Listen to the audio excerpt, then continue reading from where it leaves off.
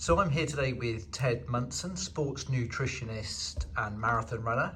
And Ted has agreed to answer a few questions commonly asked to do with nutrition in the 72 to 24 hours prior to running a marathon. But before we start, just tell everybody a little bit about your background, Ted. Yes, my name is Ted Munson. I'm a sport and exercise nutrition registered nutritionist. I've been practicing for around about 9 years, mainly work in professional sport.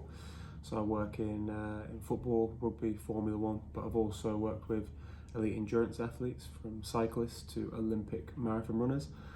I'm myself a marathon runner, so I've probably got about 25 marathons under my belt, personal best of 2:56.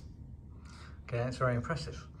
So 72 hours, 48 hours, 24 hours before a marathon, what should people be eating and drinking?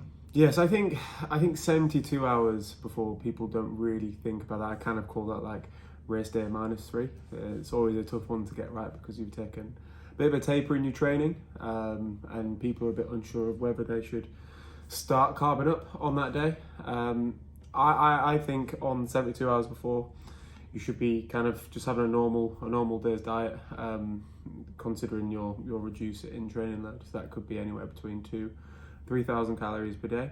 I think where we start to alter our diet starts 48 hours before, and that's when we would undergo something typically called as carbohydrate loading. Now, if we dive into the physiology of why we do that, carbohydrate is the main fuel for high intensity endurance performance, and that is kind of a limiting factor of performance because we use that as an energy source. We can only store enough carbohydrate in our muscles as glycogen to last around about 90 minutes of that kind of marathon exercise. That's why it's really important that we start that marathon sort of with our tank fully loaded up. And that starts anywhere between 48 and 36 hours beforehand, so usually on that race day -2. Okay, and what about supplements? Are they going to help at this stage? Yeah, there are a couple of supplements that do help. I think that the main one being that kind of springs to my head is nitrates. So you might have heard of people supplementing with things like beetroot shots and beta and nitrate shots. What that does is that increases vasodilation.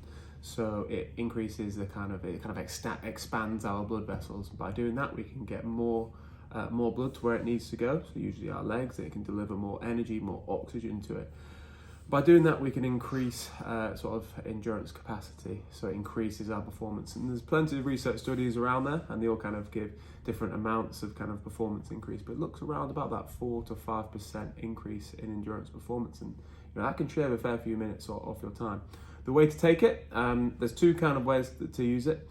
Is to try and have 400 milligrams of nitrates. That is usually kind of one beat-it shot or one nitrate shot every single day in the 7 days leading up to your event. You can also use nitrate foods for that. It doesn't have to come through like a supplement, so you can increase your green leafy vegetables, spinach. You can use sort of pure beetroot, add it to the salads. You can use things like rhubarb in desserts and things like that. That will all contribute to those nitrates, but try and have 400 milligrams every single day in the lead up.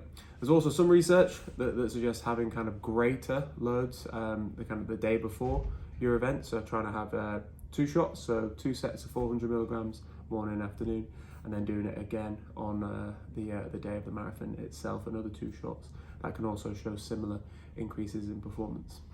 And what about for any athletes, any runners who have been struggling with injury, especially now as it's getting closer towards race day?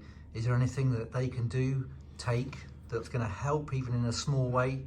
Yeah, I think it is tough, depending on the injury. So there's so many different injuries, things like common injuries that come through are things like ligament and tendon injuries, strains and things like that, especially because you've probably had your largest run, longest run, most intense run 2 to 3 weeks out. So obviously getting that taper right is probably the most important, making sure you're doing certain recovery methods, so things like ice and heat, using things like massage to promote recovery. But to me, from a supplementation perspective, there's really nothing that's going to help push you through that barrier. I think it's getting your training right, making sure that your nutrition is periodized against your training. So when you're doing, when you're burning more calories, when you've got a higher load, we're increasing our carbohydrate and overall calorie content to match that, if not sometimes overload that, so we can adapt to what we're doing. But unfortunately, nothing nutritionally that we could do to get somebody back quicker in that kind of 2 to 3 days before competition. Okay, well thanks Ted, that's been very useful.